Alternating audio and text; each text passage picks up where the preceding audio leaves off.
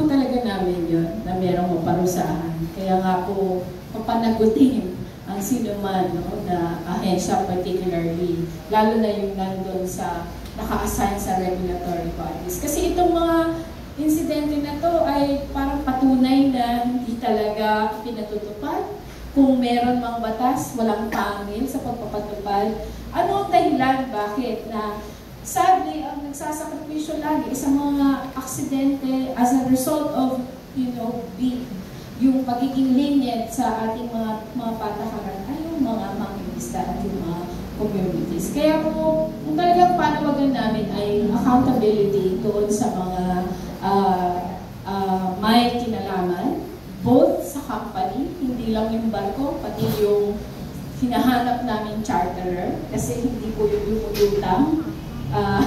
Kanino po yung 1.4 million na liters ng langis na yun? Sino ba yun? Saan ba yun dadalhin? Kasi kahit may bagyo, may rough waters, kailangan mabilisin, padaliin yung pagdadala ng langis. So ano yun? Yun po ay usapin yun ng negosyo. At ito po yung pinakamalaking problema sa pagitan ng negosyo at ng mga kapakanan ng tao, karapatan ng tao at karapatan ng kalikasan natin, kapakanan ng kalikasan natin. Ang laging natataya at ang laging pinagbabaliwala ay ang mga mamamayan. Yun po yun, kaya nga po ito yung damdamin namin, kailan magkakaroon ng espasyo yung karapatan at kalikasan natin. No? Sa context ng may malalang krisis sa klima, malagi pong magaganap ang ganitong mga pangyayari, lalo pa kung ang ating mga gobyerno ay kung hindi man natutulog, ay nababayaran. No?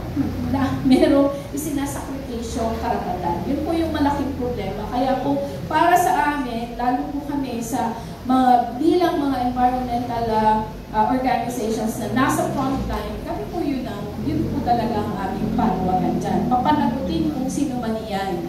Para po, at huwag paulit, kasi magiging paulit-ulit itong mga pangyayari ito. Ngayon, naglabas na po ang postcard. Hindi na po nila ina-advise ang pangingisda, ang pagkain ng isda mula sa Manila Bay, lalo-lalo na sa Bataan at Cavite. Ano pong magiging impact nun sa atin, no? Sa mga mamamayan na umaasa ang kabuhayan sa Manila Bay? Sige po, meron pa